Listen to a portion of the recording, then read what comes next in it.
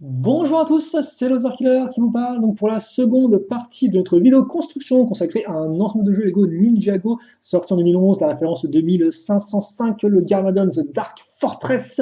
Et donc justement, pour la partie un peu poussive, hein, voilà, je m'excuse un peu effectivement, des petites lenteurs, des petits ralentissements, ce qui explique pourquoi, eh bien cette fois-ci, j'ai tout bien trié, incroyable. Et donc maintenant la construction devrait se passer logiquement, eh bien, sans aucun souci. En tout cas, je l'espère. Et donc, bam, rien de mieux que de commencer une construction en mettant deux grosses plaques, l'une, alors pas l'une sur l'autre, mais l'une qui touche l'autre. Donc on fait ça et rapidement, eh bien, on va falloir les assembler. Donc on va utiliser cette pièce marron et les pièces comme ceci sur les côtés. Voilà. Alors quand je vous parlais effectivement qu'on allait faire une façade, comme vous pouvez le voir, je ne sais pas trop si ce sera plus profond ou pas après, mais bon, là ça reste relativement fin. Donc on va utiliser ensuite alors des petites pièces gris foncé pentues qui vont permettre de rattacher justement les côtés, les briques, enfin les plaques qu'on va mettre sur les côtés. Idem aussi à l'arrière avec ces pièces une fois deux avec le tenon au centre, des pièces jumper, comme on appelle ça dans le métier. Alors c'est le nom anglais, un jumper, tout simplement. Comme jump, avec un E et un R à la fin. Ensuite, on va donc fixer des petites pièces cylindriques et une petite pièce cylindrique une fois une, ici, qui ne sera pas mise de façon symétrique par rapport à l'autre. Et une fois qu'on a fait ça, eh bien, on va le switcher ailleurs. Et donc, j'ai peut-être parlé un peu trop vite parce qu'en effet, alors pas ça, ça. On va maintenant prendre une pièce quart de cercle, ici. On va fixer dessus la petite pièce comme ça. Hop, hop. Ensuite, on va avoir ça. Et on va avoir le droit à ça. On fixe là une fois 4 ici. Comme ça.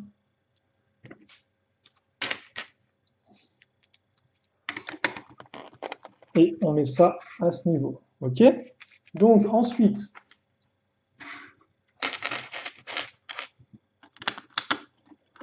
on va mettre ça comme ça.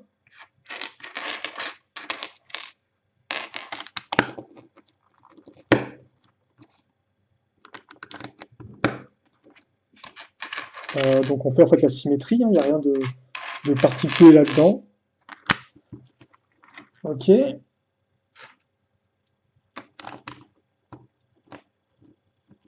une fois qu'on a fait ça, donc, eh bien, en fait, ça va élargir un peu la profondeur, enfin, ça va agrandir la profondeur vu qu'on va mettre ça ici. Donc oui, déjà, c'est un peu plus profond, effectivement.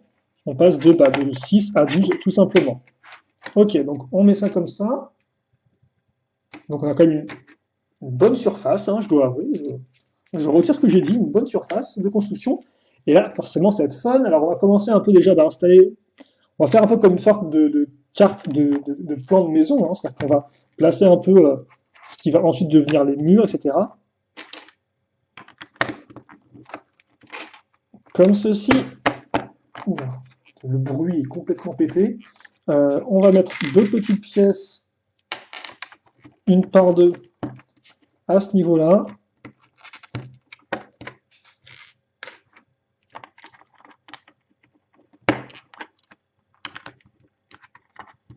Comme ceci. Et ensuite,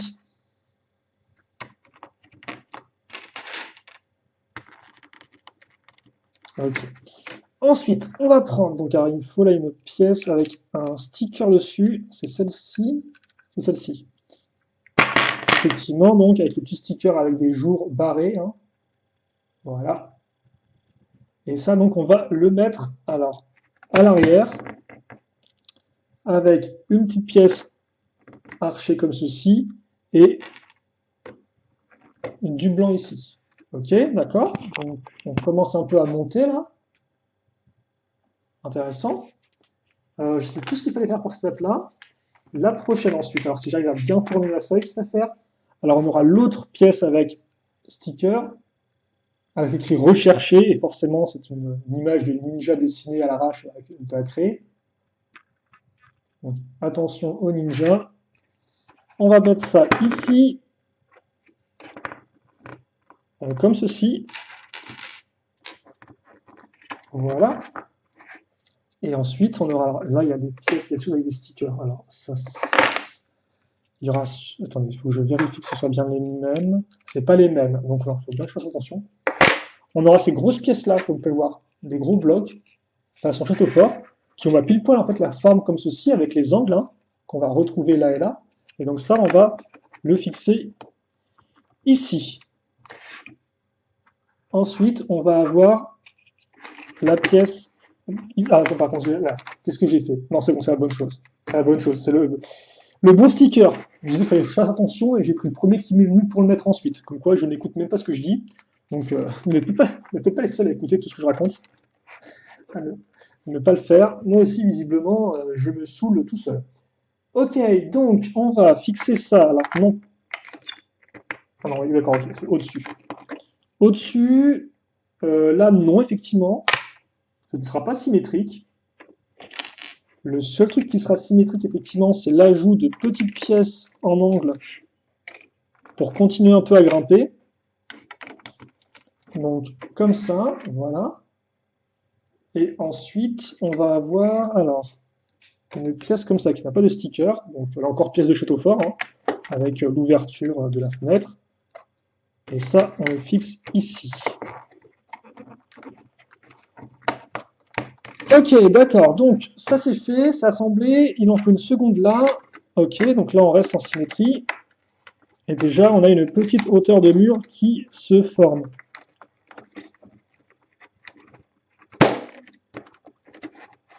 Comme ceci.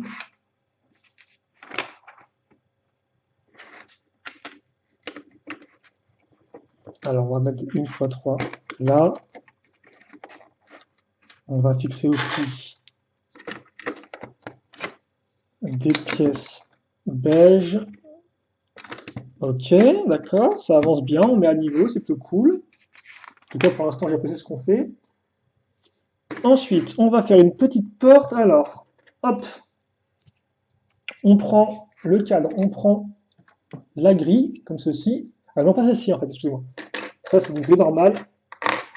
Et ça, c'est ce qu'il nous faut. Avec une seule, de toute façon, dans la boîte. C'est la grille avec la poignée. Alors, dans ce sens-là, logiquement. Ouais, comme ceci. On met la petite poignée. C'est validé. On le fixe comme ça. Et donc, visiblement, on aura pourra peut-être une pièce ou une prison. Le plus probable, je pense, pour la prison. On finit de faire le mur. Donc, ouais, construction à gros coup de mur, hein, c'est pas une construction avec des petits murs détaillés, genre en mode j'avance un peu. Non, non c'est pas ça du tout. Là, effectivement, c'est vraiment en mode gros bloc et gros bloc. Et j'aime bien les gros blocs. Donc, ça ne me dérange pas. Ok, donc, mais j'aime bien aussi quand c'est détaillé. Donc, à voir effectivement si on aura un peu plus de détails à l'intérieur ou si ça restera vraiment une pièce et deux stickers pour faire des détails de mur. Ok, d'accord. Donc là, ça c'est bon. Ça, c'est à niveau. On va commencer à voir débarquer ces pièces-là. Et ça, effectivement, je me demande où elles sont parce qu'il y en a quand même 6 dans la boîte.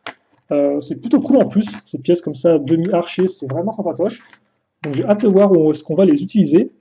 En tout cas, les premières, c'est ici. Donc ça, c'est peut-être la porte d'entrée. Enfin, c'est l'avant, clairement, de la forteresse, je suppose. Oh, purée. Voilà, merci. Est-ce que c'est bon ou pas?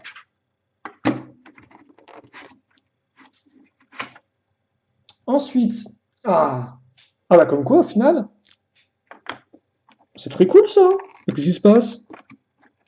C'est bizarre, elle ressort pas du tout la forme ronde sur la boîte. Elle est cachée ou pas cette porte ronde? C'est trop classe. Je me souviens que honnêtement les portes rondes, la première fois que je me suis en avoir vu dans Ninjago, pour moi c'était genre avec le. Oh purée, le dragon de fusion. Donc c'était la classe, j'ai plus le nom, c'était la Forge, sortie en 2017 pour la saison 7. Et donc il y avait une sorte de fenêtre ou de porte qui était courbée. Alors c'était pas les mêmes pièces, hein, c'est pas la même technique, mais j'ai beaucoup aimé. Et je sais pas du tout qu'il y a eu ça dès le début en fait en 2011. Alors il y a peut-être aussi ça dans d'autres structures, mais j'ai pas en tête là. J'ai rien qui me vient en tête. Donc voilà. Alors ensuite on va avoir la pièce comme ceci. un peu de marron à ce niveau-là. Alors oui, tu me dis, déjà, il casse le cercle parfait en mettant un gros truc devant. Donc, ok, pourquoi pas. Donc ça, c'est une sorte d'escalier, je suppose. Oui, je suppose que c'est des marches, en fait. Donc, des marches. Faut pas oublier non plus les petites pièces qu'on a autour. Donc, on va avoir ça ici. Et on va fixer ces pièces-là comme ça. Alors là, il y aurait une ouverture, visiblement. Pourquoi, je ne sais pas. Est-ce qu'ils avaient une économie de pièces? Ils ont rien mis du tout. Ok, pourquoi pas.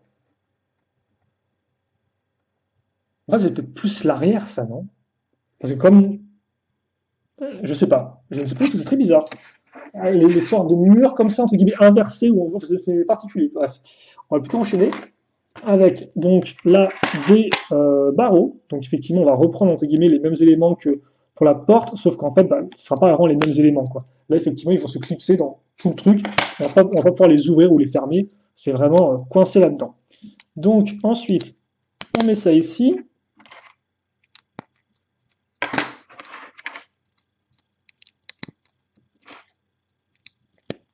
Voilà. Et il en faut une autre, logiquement, qui est ici. Et donc en fait, c'est pour ça qu'on a cette construction avec des pièces lisses, c'est parce qu'on va utiliser les tenons, enfin le tenon pour orienter la pièce. Donc en clair, on l'accroche juste sur un tenon, et de ce fait, eh bien, on peut l'avoir dans une position en angle. Là, forcément, en Lego, bah, généralement, il n'y a pas d'angle, en fait, il n'y a pas d'angle. Généralement, Lego, c'est genre tout carré, tout droit. Et là, effectivement, grâce à cet unique tenon, et grâce aussi à l'autre tenon ici qui a pas de bloquer le truc, eh bien, on va pouvoir faire cette espèce de forme en diagonale, en biais si vous préférez. Et effectivement, c'est une forme qui est plutôt cool. Alors, elle n'est pas parfaite, hein, on voit un peu le creux entre le mur hein, là, mais bah, voilà, au moins, effectivement, il y a un essai. Il y a une tentative. Et donc après, bah, en fait, on va directement caser les deux dernières pièces de ce type qu'il nous reste. Et donc mine de rien, on aura fait en fait toute la façade avant en ma foi assez peu de temps. C'est le moins qu'on puisse dire. Alors par contre, c'est bien si je mets ça dans le bon sens parce qu'il y a une partie de la pièce où on voit la marque de moulage et l'autre on ne la voit pas. Bah non, je suis dans le bon. Je ne sais plus, je ne sais plus. Ce n'est pas grave. Ok, donc on met ça comme ça et après on va assembler deux petites pièces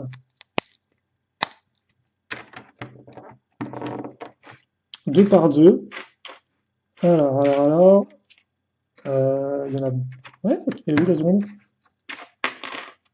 Elle est là. Elle était sur la tranche. Ok, donc on a ça, et en fait, bah, j'ai parlé un peu trop vite, car en effet, les sortes de trous qu'on peut avoir, on va les cacher grâce eh bien, à ces petits piliers. Et donc c'est plutôt cool. Enfin, vous savez, hein, je suis un amoureux de structure, personnellement, de bâtiments. Donc forcément, même si au début je vous disais que j'étais pas trop sûr du modèle, qui me semblait être un peu un modèle façade, bah, j'ai quand même hâte de continuer la construction, je vais dire de le construire. En fait, là, je suis en train de le construire littéralement, donc j'ai plutôt hâte de continuer la construction. Et ça, honnêtement, c'est plutôt cool. Et là, ça, c'est bien avant, visiblement, j'ai l'impression. Mais c'est bizarre qu'on sorte d'escalier. Je sais pas ce qu'on met ici, en fait. On met pas la pierre tombale vu qu'il n'y a pas d'accroche. Je suppose qu'on verra ça ensuite. En attendant, on va utiliser des petites pièces d'arche, qui sont ici, donc, hop, quand on a ça, on va les fixer à l'avant. Et on va aussi ne pas oublier d'accrocher. Oula. Hop. Ces plaques. Alors, comme on l'a dit,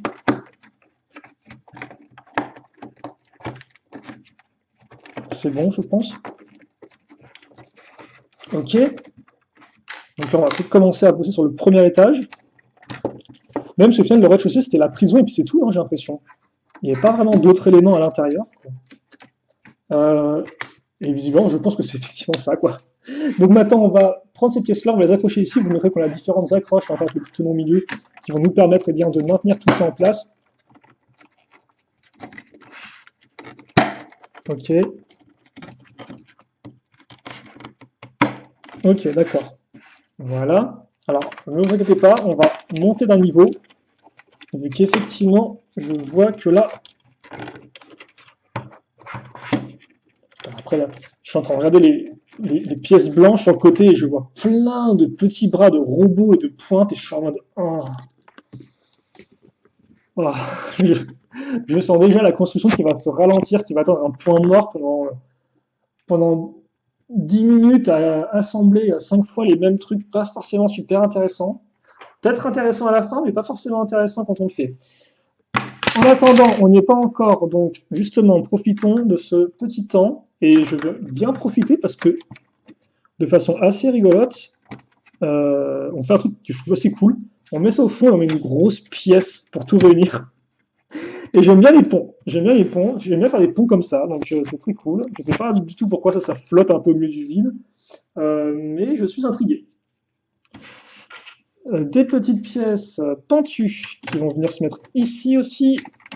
Et pour couronner le tout et terminer avec cette page 41, bah justement, on va mettre une x8 à l'avant des petites briques. Ok, donc on a une partie qui va un peu en avant, je suppose. Vous savez quoi? Visiblement, il n'aura pas fallu attendre trop longtemps pour voir les pièces blanches débarquer, parce qu'en effet, eh bien, elles vont être dans cette sous-construction. Alors, une 2 x 10 à première vue. Ensuite, alors là, on va juste raccrocher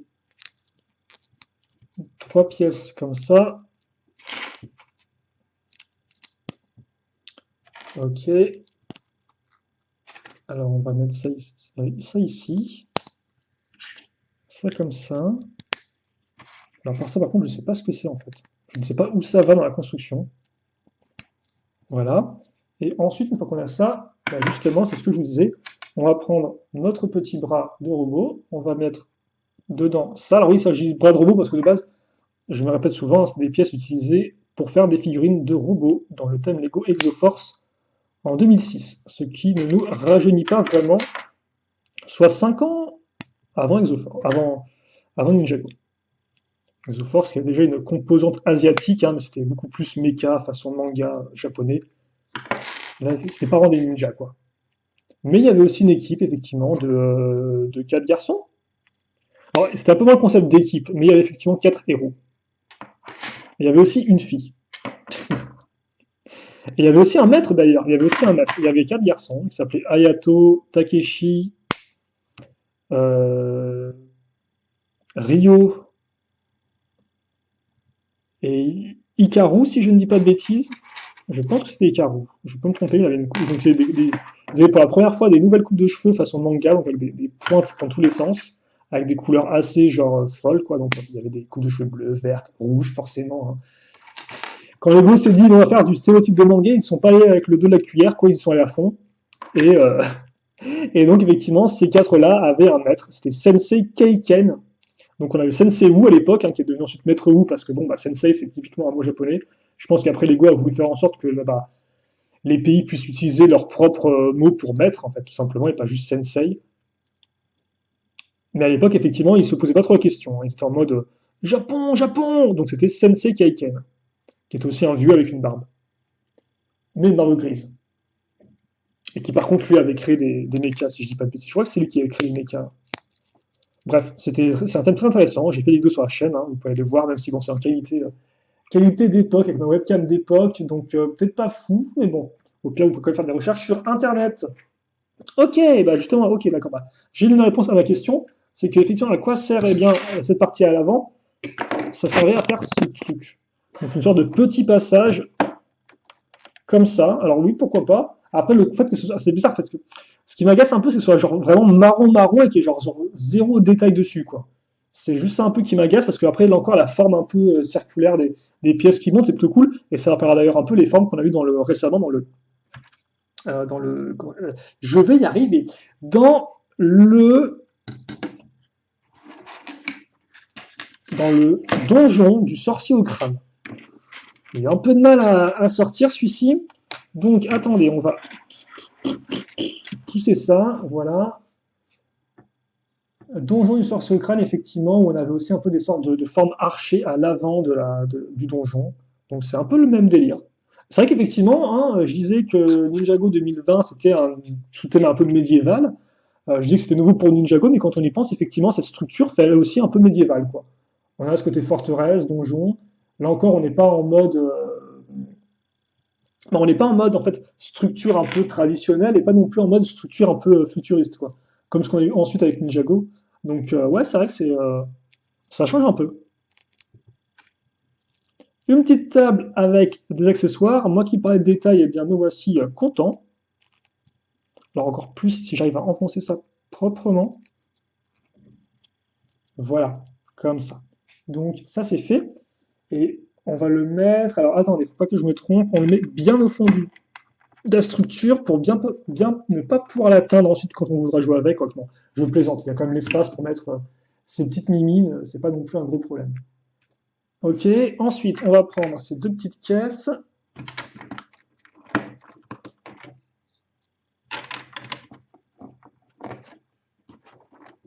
Alors par contre, je pensais qu'ils auraient mis une plaque là pour genre joindre les trois ensemble, mais visiblement non. Alors après, ça a l'air de tenir, hein, donc voilà, mais c'est vrai que c'est un peu particulier.